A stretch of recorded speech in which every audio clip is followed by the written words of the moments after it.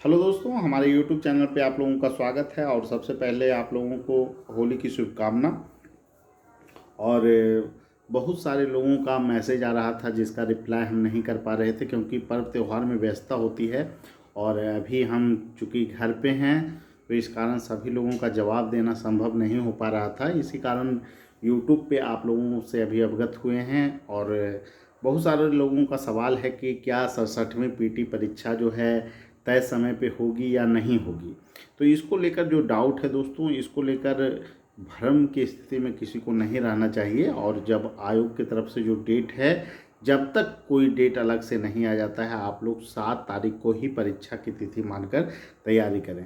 हालांकि जो प्रशासनिक जटिलता है जिसके संदर्भ में मैं पहले भी बात किया हूँ कि सीबीएसई की भी जो परीक्षा होती है 10-12 की, तो उसमें आपको प्रशासनिक जटिलता की परेशानियां होती है। बहुत सारे पुलिसकर्मी लगाए जाते हैं, तो ऐसे स्थिति में परीक्षा लेना एक चुनौतीपूर्ण काम है। लेकिन आप ये मान कर चलें कि परीक्षा 7 तारीख को होने जा रही है और उसी के अकॉर्डिंग आप लोग तैयारी कीजिए।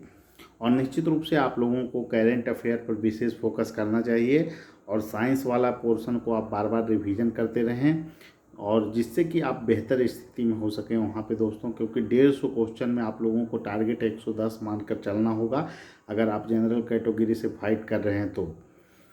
और बहुत सारे लोगों का प्रश्न है कि क्या सर जो 66वीं मेंस का रिजल्ट के संदर्भ में, तो 66वीं मेंस का जो रिजल्ट का अप टू डेट है दोस्तों, उसमें मैं पहले भी बात कर चुका हूँ कि इसका जो मेंस का रिजल्ट है आपको इसमें कुछ डिले अभी संभव है, क्योंकि आपको अभी टोटलिंग का प्रोसेस बाकी है और उसके बाद फिर से आपको आरक्षण के नीति को फॉलो करते हुए रिजल्ट देना है। तो ऐसे में आपको अप्रैल फर्स्ट या सेकेंड वीक भी इसका रिजल्ट जा सकता है, क्योंकि होली के समय छुट्टी है और उसके बाद आपको बाद में जो काम होगा उसमें कम से कम 15-16 दिन के अभी समय शेष हैं। तो आप लोगों का रिजल्ट जो है कि अगर 7 मई को पीटी परीक्षा का आयोजन बीपीएससी करवा लेती है तो निश्चित रूप से आप लोग मानकर चलिए कि आप लोगों का इंटरव्यू में अभी समय लगेगा। और इंटरव्यू आप लोगों का जो होगा वो निश्चित रूप से पीटी परीक्षा के बाद ही संभव हो सकेगा। इसीलिए किसी पर विशेष प्रकार के आप लोग परेशानी में ना पड़ें, आप लोग आराम से तैयारी करते रहें पीटी परीक्षा की। और निश्चित रूप से इंटरव्यू को जिनका भी लगता है कि बेहतर जो है कि मेंस गया है, वो इंटरव्यू की भी तैयारी साथ साथ थोड़ा बहुत कर सकते हैं।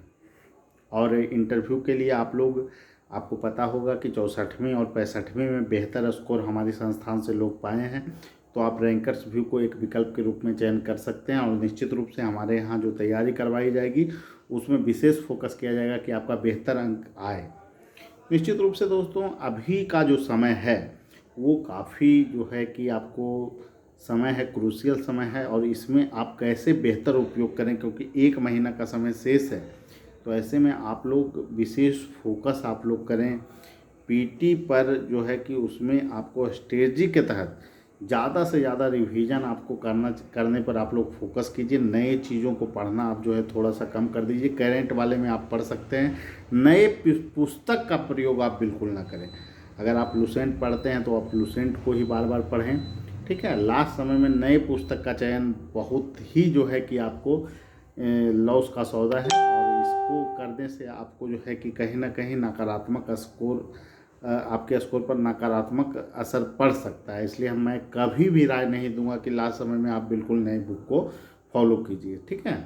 जो भी है उसको आप परंपरागत जो अभी आपका स्ट्रेटजी है उस पर आप कायम रहें, और करेंट के लिए आप बार बार रिवीजन कर सकते हैं, ठीक है। सभी लोगों से यही कहूँगा कि आप लोग बेहतर ढंग से तैयारी करें। और जो लोग ऑडिटर के हैं उनके लिए मैथ और इकोनॉमिक्स ऑप्शनल अगर कक्षा से जुड़ना चाह रहे हैं तो ऑफलाइन कक्षा का संचालन मंगलवार से प्रारंभ हो जाएगा, ऑनलाइन और ऑफलाइन दोनों मोड में। तो आप लोगों को अगर मैथ ऑप्शनल और इकोनॉमिक्स ऑप्शनल की तैयारी करनी है तो आप लोग रैंकर्स व्यू से जुड़ सकते हैं, क्योंकि हमारे यहाँ योग्य शिक्षक के द्वारा तैयारी करवाई जा रही है और निश्चित रूप से आप इससे लाभान्वित होंगे, ठीक है। सभी लोगों को धन्यवाद, फिर मिलेंगे अगले वीडियो में। Thank you.